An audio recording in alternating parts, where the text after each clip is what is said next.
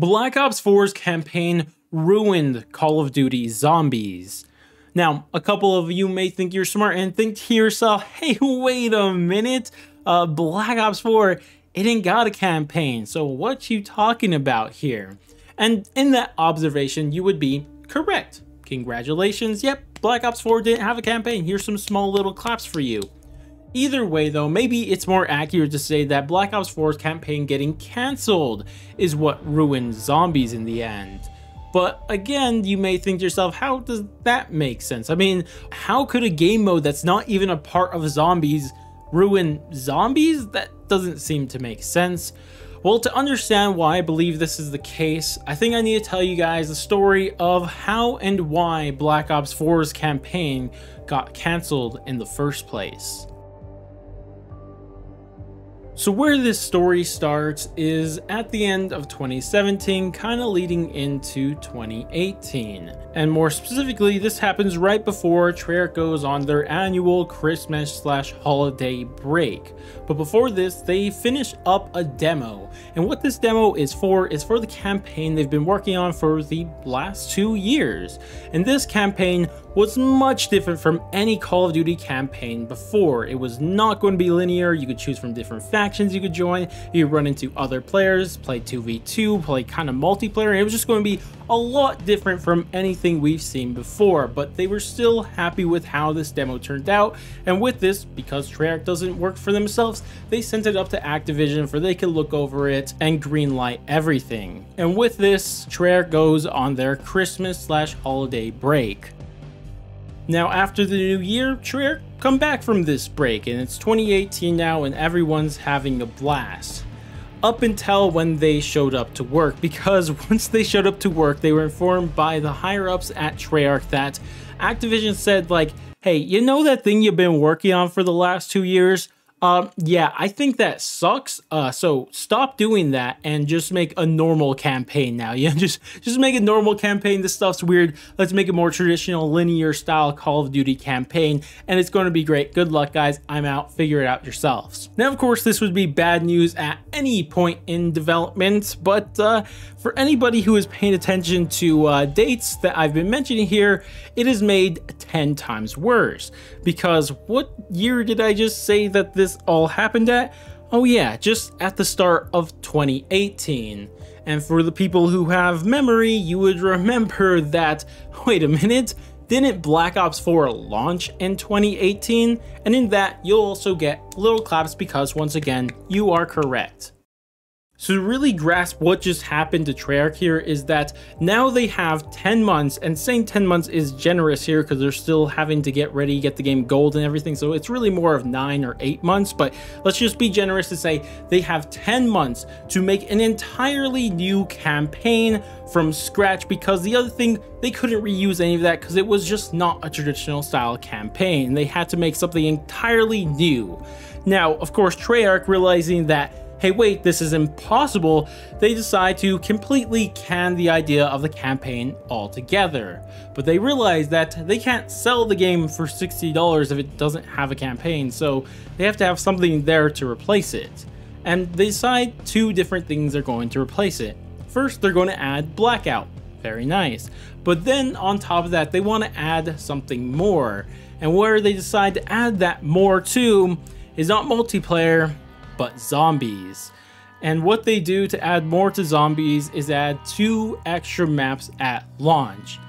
Today we know these maps as Voyage of Despair and 9. And this of course is how we got the Black Ops 4 game that we all know today. So that's the story of how Black Ops 4 became what it is today, but what was the result of this and how did it ruin zombies? Well, I think a couple of things are quite obvious. The first thing that I think we should mention is that Treyarch was tasked with building 4 zombies maps for the launch of their game. 4, and they only had 10 months to work on them, which is an insane task no matter what. And because of this, it was very rushed. Even though a lot of these maps have a lot of side Easter eggs and a lot of crazy stuff going on, they really did a good job there, but it didn't change the fact that the zombies mode was just not ready by launch. And because of this, we got the very notorious blue screens, and anybody who played Black Ops 4 at the time could tell you just how annoying this was. The game constantly crashed, whether you were doing Easter eggs, especially high rounds, or even playing just regular. It would still crash over and over and over again, and the game was honestly in an unacceptable place. But this only happened because Treyarch's Zombies team was tasked with developing 4 maps at launch, with only having a 10 months notice before that, and honestly that was just never going to be enough time. And this is exactly why the game was so freaking broken at the launch of it. And this of course pushed away a ton of players from Zombies, especially coming off the hype of Black Ops 4, probably the peak of Zombies, and trying to expect something at least on the same level as Black Ops 4, and instead you're introduced with a very broken game. That's just going to push so many people away. And this was only the beginning of this collapse of the Zombies game mode. Another problem this led to was the introduction of those 2 extra maps, because as you guys may have noticed that the 2 other maps that were introduced were not Ether story maps. In fact, they were an entirely new story called the Chaos story. And this story was just very different compared to the normal Ether storyline that we had become used to.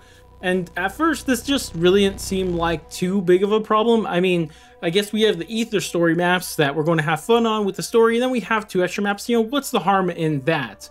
But we wouldn't really see the harm that this really did to the Zombies game mode until the DLC season. And this is where it really killed it for, I would say, the die-hard fans, because the game being broken at launch, that's going to push away a lot of more casual players. But the hardcore audience, they'll live through those, they'll continue playing the game through those. But something that will really push away many hardcore fans is what happened to the Ether storyline inside of Black Ops 4. And this is in part of why the Chaos storyline is so hated till this day, because not only do people just not like the story, but the main reason I feel like so many people dislike it is because of how it stole so much time for the end of the Ether storyline. Because keep in mind, the Ether storyline was kind of signaled that this was going to be the last game it was going to happen in.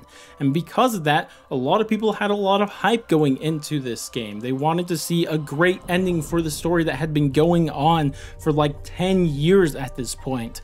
And what instead we got was the first 2 DLC maps were not even Ether maps, they were Chaos maps. And then we did get the last 2 maps, they were Ether and they wrapped up the story, but it really just was so lacking because the maps that they were on were remakes. And first it was a remake of Nuketown Zombies, and who even asked for that? And then more than that, the final map in the history of the Ether storyline took place on a remake of Call of the Dead. Not a bad map, but I mean, for the final map ever for this story, a story that's been going on for 10 years, it just seems like, I don't know, that's just a bit much.